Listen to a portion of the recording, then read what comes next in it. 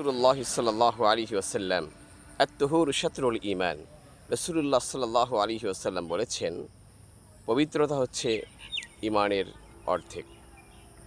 অর্থাৎ পবিত্রতা এমন একটি জিনিস যেটি মুমিনের সাথে যায়, যেটি মুসলমানের সাথে যায়।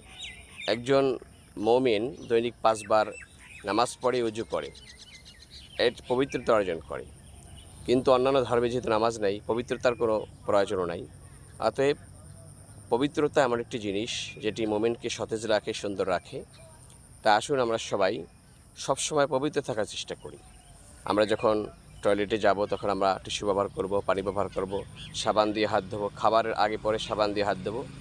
আমরা এভাবে সবসময় পবিত্র থাকবো, সবসময় পবিত্র থাকবো। আরেকটি বিষয় হচ্ছে শারীরিকভাবে পবিত্র থাকা, হালাল ইনকাম। এটি হচ্ছে পবিত্রতার সবচেয়ে উত্তম মাধ্যম।